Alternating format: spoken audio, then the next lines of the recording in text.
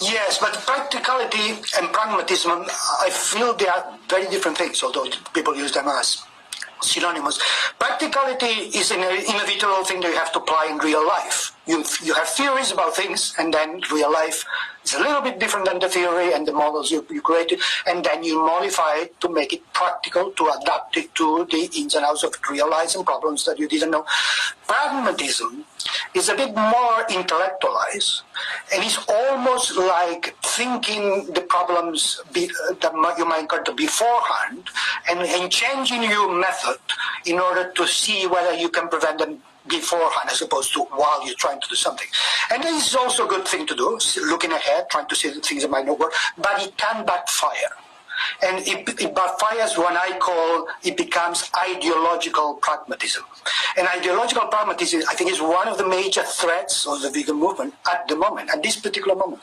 Because ideological pragmatism is this idea that we're never going to win our fights. We're never going to achieve our goals, so we better surrender right now and compromise with the other side as a matter of technique, as a matter of my method. My method is, if I want to achieve this thing, I will settle with 50% of it from the start, without even trying to achieve what I want to achieve. So ideological pragmatism is already tells you, you're going to lose, you better ask for less. And of course, for the vegan movement that we want to change the world, is a threat, because it tells us, you're not going to achieve the vegan world, so you better ask for less. So let's ask for vegetarianism or flexitarianism or reducing it to vegetarianism, as opposed to stop the consumption of animals. It's basically saying you're losing, people will always harm animals, so you don't have anything to win.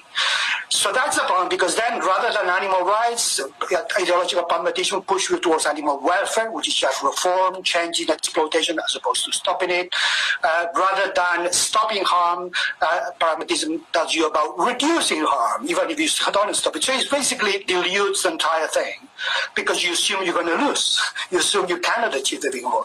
And for us, people like me, we want that vegan goal. We want to fight for it.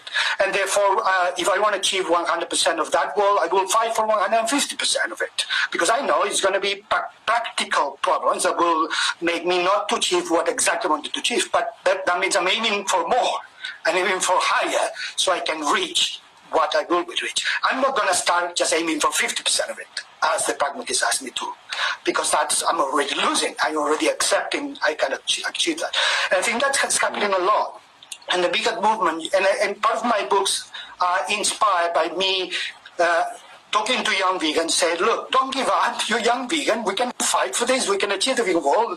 Don't become a reducitarian, utilitarian animal welfarist. You can be a vegan animal rights person like me and build a vegan world like me. And we might take generations, you might not see yourself, but we need your work and your contribution. Because if we don't start fighting for it, we will never get it. So that's why pragmatism and practicality is a slightly different thing in my opinion.